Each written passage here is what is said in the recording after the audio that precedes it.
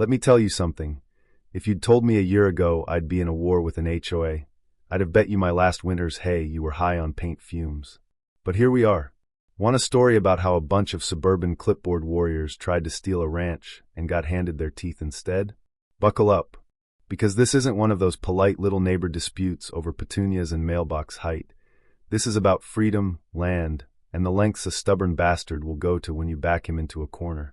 See, out here, about 40 miles from where Starbucks even knows how to find, silence has a different weight. You can hear yourself breathe, hear when something's wrong in the air. That morning, it was a manila envelope, wedged in my mailbox like the mailman half regretted delivering it. No stamps, no postmark, just this smug, lavender-scented Willow Bluffs HOA logo that made me want to start a bonfire. So I do what anyone would. I take it inside, sit down at my old kitchen table that's seen more spilled whiskey and lost card games than the whole HOA combined, and open it. Thick, expensive paper, trying to impress me. First words? Dear resident. Strike one. I'm not part of any goddamn HOA. Never have been. Never will. The letter gets right to the point. Apparently, as of that very moment, my land is under the Willow Bluffs HOA's expanded jurisdiction. They want me to pay 24 months of back dues. 14 grand, if you can believe it. Then they want to send out a compliance inspection team to poke around my house. And lastly, sign and return a voluntary acknowledgement of HOA membership, about as voluntary as a shotgun wedding with a bailiff waiting in the wings. The whole thing ends with a quote, "Together we preserve harmony." Signed by Karen Barrow, the president, queen of passive-aggressive tyranny. I'll give her that. I didn't bother writing back. Just grabbed a fat red marker and scrawled, "Not a member, never will be, get OFF my land," across the envelope, jammed it back in the box, and went about my business. You know, sheep don't care about boundary disputes. They just want feed. But that night, I couldn't shake the feeling. That particular brand of bureaucratic arrogance, it wasn't new. Years ago, I'd seen it when my buddy Roy fought off a developer trying to run a fake public access path through his pasture. It always started polite. Then out came the maps, the lawyers, the men in golf shirts with clipboards and smiles that never reached their eyes. So I dug out my own map, the real one. 40 acres, federal land, my name on the deed, BLM signature, boundaries sharp as a knife. Nowhere did it say Willow Bluffs. Snapped a picture for the records. Just in case. Wouldn't you know it, next morning, there's a second envelope. Gold sticker this time, like I'd won a prize. Failure to respond within 72 hours may result in administrative action. Enclosed, a color map, my property shaded blue, now labeled Annex Buffer Parcel. I just stood there, torn between laughing and fetching my shotgun. Instead, I nailed up a sign at the gate, "Private land, not part of HOA. Trespassers will be shot. Survivors will be shot again." Sure, mostly tongue-in-cheek, but there's a little truth in every joke, right? But deep down I knew. This wasn't over. Saturday rolled around, thick with fog and wood smoke. I was splitting logs, the kind of work that scrubs your brain clean. Then I heard it, rubber on dirt, slow and heavy. Black cargo van, no plates, windows so tinted you'd think Dracula was in there. 3 men stepped out, looked like SWAT team rejects, black boots, radios, badges I couldn't read, no guns I could see. The tall one started talking, voice flat like he was reading off a menu. By order of the Willow Bluffs Homeowners Association and its governing charter, this property is in violation of multiple occupancy ordinances. You are hereby directed to vacate the premises immediately. I stared, walked to the porch, leaned on the rail, let him finish his monologue. Failure to comply may result in the removal of persons and belongings by contracted enforcement. Sheriff's office, huh? I asked, knowing the answer. No, sir. HOA Enforcement Division. That was enough. I turned, headed inside, and came back out holding my Remington, barrel down, finger off the trigger. But you know what they say, a shotgun in hand is louder than any words. I stopped at the steps. This is private land. I don't owe you a damn thing. 10 seconds to get off my property, before I defend it under Wyoming law. They didn't argue. 1, 2, 3, they scrambled back into that van, peeled out, and left a file folder in the mud. I watched them go, then went and picked it up. Inside, a jurisdictional expansion map with my parcel labeled HOA compliance pending. The county seal was crooked, dead giveaway. Second, a check for $2,000 to Enforcement Logistics LLC, signed by our friend Karen. Third, Some fake notice of immediate entry, signed by a deputy registrar who's never existed in this county. So I call up Sheriff Daltrey. Old school guy, drives a Bronco that still smells like the 90s. He looks over the documents, brow furrowed, then just shakes his head. Jude, this is fake. Seal's wrong, and this deputy isn't on any payroll. You telling me the HOA forged county documents and sent 3 goons to carry it out? I nod. He snaps pictures, bags the papers for evidence. Did they threaten you? Told me to leave my own house. One looked like he was about to draw, but I discouraged them. Daltrey nods slow. Legally, you're covered. Castle doctrine, no shots fired. Still closer than I'd like.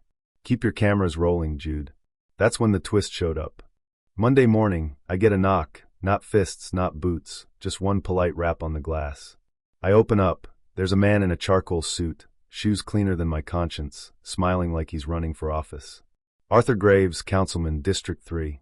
Mind if I come in? You always drive this far to talk sheep? I deadpan. He grins.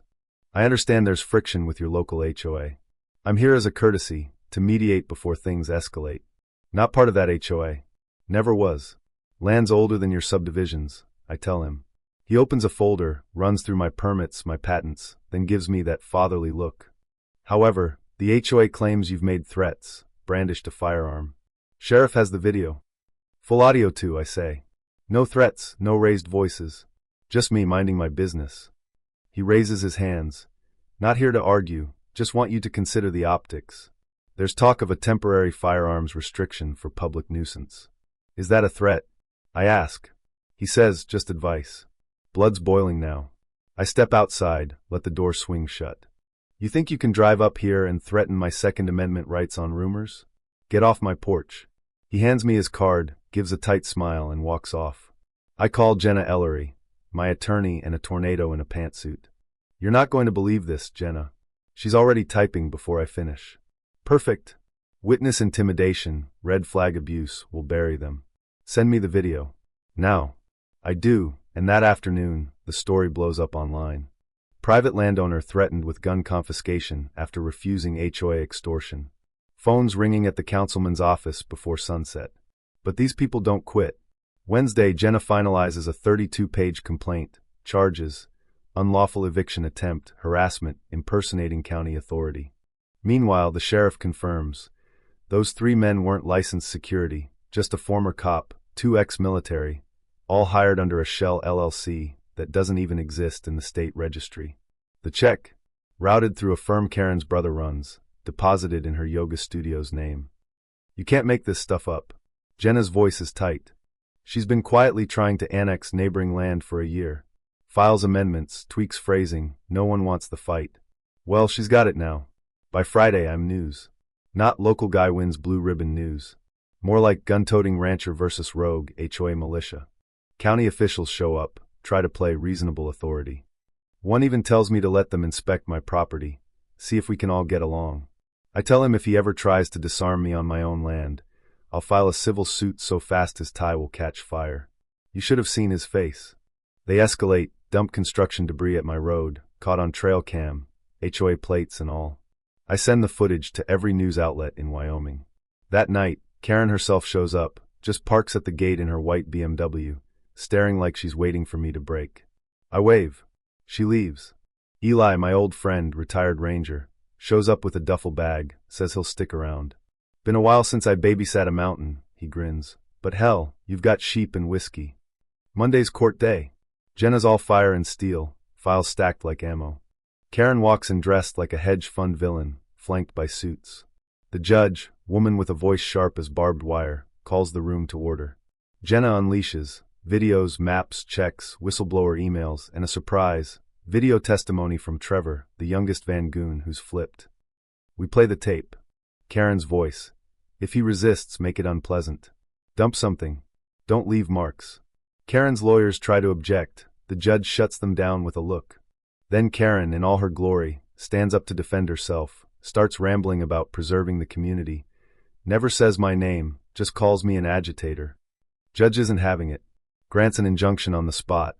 Restraining order against the HOA, Karen, any contractors. No contact, no access, nothing but legal channels. Outside, reporters swarm. Karen ducks into her car. I tell the cameras, didn't want to fight, just wanted to be left alone.